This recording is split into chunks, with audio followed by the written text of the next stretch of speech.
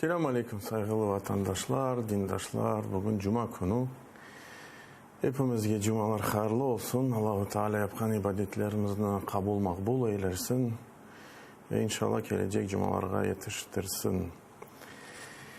Her daim gibi endi adet üzere saat 4:30 dini yayınımızda sizinle beraberlikte Kırım Müslümanların Dini İdaresinin müftisi Aydar İsaoğlu Rüstemov. Biz canlı yayında çalışamız. Bugünkü mevzumuz sevgi ikinci bölük. Biz bu mevzunu başladık müzakere etmeye. Geçken cuma değil, o bursu cuma. Ama bazı şeyler kaldı. Bazı bilgiler kaldı. Sizinle işte o bilgilerden paylaşmaya da bugün niyetim var. Kısaca ne hakkında biz laf etken edik sevgi mevzusunda. Biz ayttık ki Allah'a sevgi bu kelime şehadetinin bir sırrıdır aslında. Bilemiz ki her bir Müslüman ne zaman Müslüman ola kelime şehadetini getirgen son La ilahe illallah Muhammed Resulullah. Allah'tan gayrı başka hiçbir şey, ilah, mukaddes bir şey yoktur. Ve Peygamber Muhammed sallallahu aleyhi ve sellem son peygamberdir, Allah'ın kulu ve son peygamberidir. Bu kelime şehadetin direkt tercümesi. İşte Allah'ın sevgi bu kelime şehadetin sırrıdır aslında. Ve biz ayttık ki Allah'ın sevgi kulu olmak için iki şartka uymak gerek. Nasıl Kur'an-ı Kerim'de Allah subhanahu teala onu vasfetti. Ey Muhammed söyle ki sahabelerge ve bu ayet bizge de yani bizim hakkımızda, bütün Müslüman ümmetinin hakkında, bütün insanlık hakkında aslında eğer siz beni sevseniz, yani Allah'ını sevseniz, biz yani Allah'ını sevseniz, fattabi'uni yani Peygamberge tabi olunuz ve o Allah subhanahu teala sizni sevgileyecek. Demek ki birinci şart bu Kur'an-ı Kerim'e uymak, yüce kitabımıza uymak, ondan sonra Peygamberimizin Muhammed sallallahu aleyhi ve sellem sünnetine uymak. Ve biz yani son nokta ben hatırlasam ne de toxtaldık bu hadis. Büyük bir manalı bir hadistir. Allah subhanahu teala hadis kutsi bilemiz. Yani fark var hadis şeriften, hadis kutsinden ve Kur'an-ı Kerim'den. Kur'an-ı Kerim bu direkt Allah'ın subhanahu teala'nın sözü ve bu sözleriyle biz ibadet yapamız. Yani namazlarda okuyumuz. Hadis şerif ise bu Peygamberimiz Muhammed sallallahu aleyhi ve sellem ya da sözleri ya da onun amellerinin vasıfı, sahabelerden gelgen vasıflar ya da onu Resulullah sallallahu aleyhi ve sellem ikrar yani kabul etken, ispat, tespit etken şeyler. Mesela birisi bir şey yaptı, Resulullah sallallahu aleyhi ve sellem sakit kaldı, bir şey aytmadı. Yani demek ki ikrar etti, yani kabul etti. Bu da yani bu böyle tip eserler hadis sayılır ve hadis-i kutsi var. Hadis-i kutsi işte bu Peygamberimizin Muhammed sallallahu aleyhi ve sellem ifade ile Allah'ın subhanahu teala ona bağışlayan vahidir. Ama Kur'an-ı Kerim değildir. İşte hadis-i kutsi mesela namazlarda biz okup olamayız. İşte bu hadis-i kutsi Bukhari kitabında geçiyor ve bu hadiste Peygamberimiz Muhammed sallallahu aleyhi ve sellem ayta, Allahu Teala ayta böyle ifadede hadis-i kutsiler kele her daim.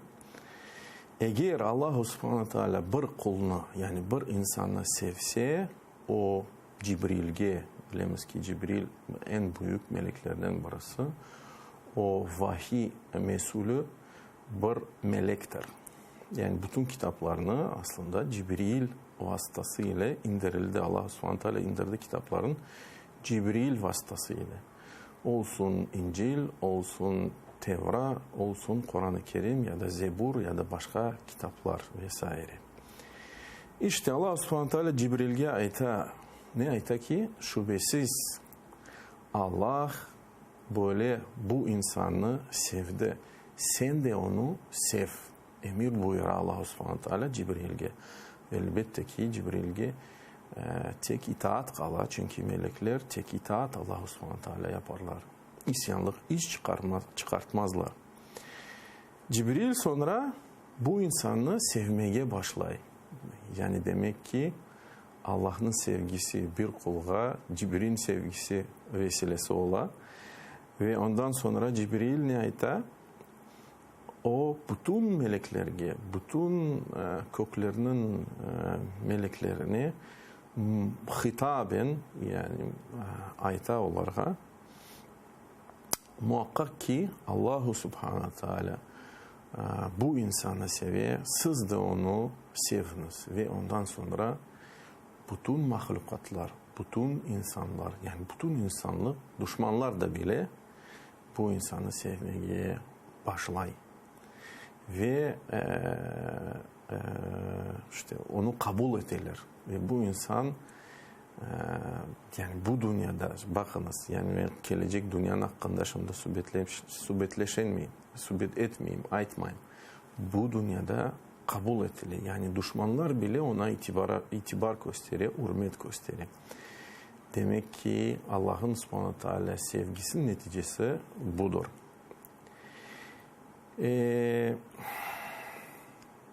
Ve biz hatırlamayayım, ayttık mı, aytmadık mı?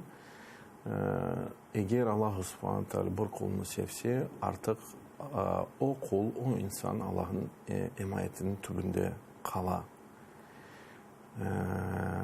Ve biz geçen sefer ayttık ki Allah'ın sevgi yolu uzundur. Ve Allah'ın sevginin dereceleri çeşit türlüdür. Bunların epasını İmam el-Kayyim Allah rahmet eylesin çok böyle tefsilat şekilde anlata. O mesela müzakere etti 10 derece 10 mertebe hakkında. O ayta ki birinci derece bu Allah'ın yolunda Allah'ın sevgisinde bu bağdır. Yani insan Allah'ını tanıyı, marifet kazana, iman eti bir bağ kura Allah subhanahu teala. İşte bu bağ kurgan sondan ilim alıp işte hakikatini öğrenip Allah subhanahu teala ondan ne istey, farzlarını öğrenip aram olan şeylerini öğrenip terk etmek için elbette ki yavaştan insan Allah subhanahu teala karşısına yakınlaşa ve ikinci derece nail ola. İkinci derece bu nedir? Bu el-irada. Bu irade ya da istek. Yani onun bağı işte bir iradeye çevrilir. İşte ve eğer insan durmazsa, devam etse Allah subhanahu teala'nın bu ayette rızasını kazanmaya ve hayır amellerini yapmaya ve farzlarını yerine getirmeye ve aram şeylerden uzaklaşmaya yavaştan bu insan 3. dereceye nail ola. Ve bu derece intılıştır. İntılış ya da intıluf yani stремление yani Rusçası.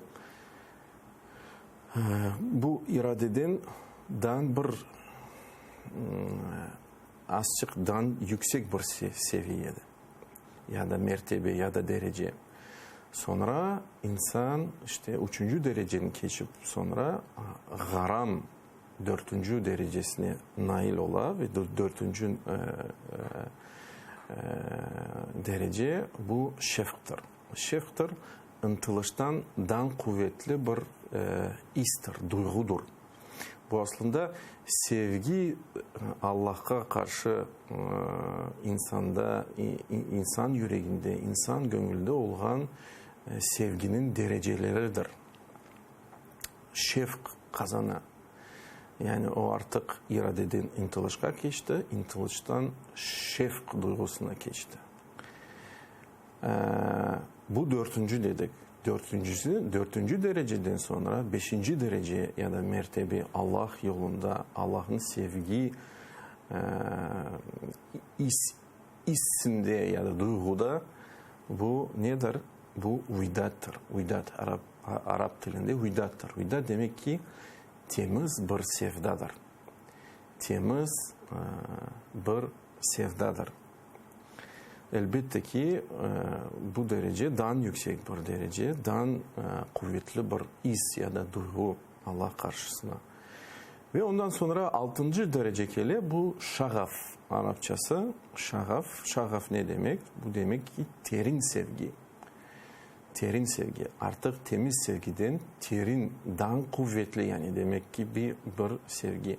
Bu dereceler bizge aslında yani neni gösteriyor ya da neni vasıf etti. Ne için ulemalar umumen ve hususen mesela İmam İbn-i Kayyim Allah rahmet eylesin bunların hepsini vasıf etti.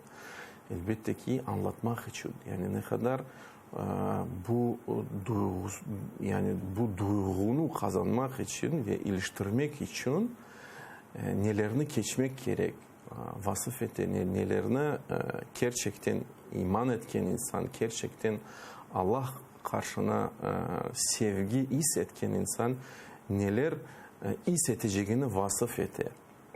En azından bunlara nail etmeyen insanlar anlasınlar ki ve yani bu duygularını öz gönüllerinde, öz yüreklerinde kıdırsınlar. Kıdırıp tapsalar, kuvansınlar diye. İşte şagaf bu 6. derece. Bu derece ne demek? Bu demek ki derin bir sevgidir. Artık yani bu sevgi insanın yüreğinde o kadar kırdı ki derinleşti. Yani derin oldu. Ve 7. derece, ondan sonra gelgen derece bu aşktır. Aşk Arap dilinde aşktır. İşte bizim dilimizde aşktır. Mutlak o aşktır. Yani absolut artık bu kul, bu insan Allah subhanahu teala o kadar sever ki eğer ondan bir şey isterse, emir etilse, eğer o Kur'an-ı Kerim'de okusa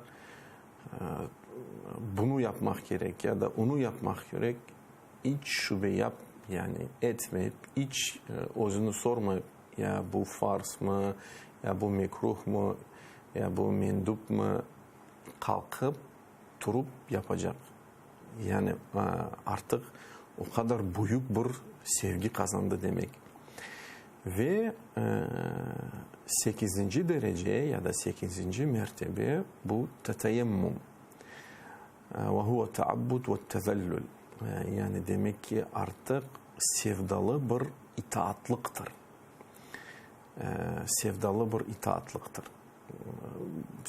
Sevginin daha yüksek derecesi.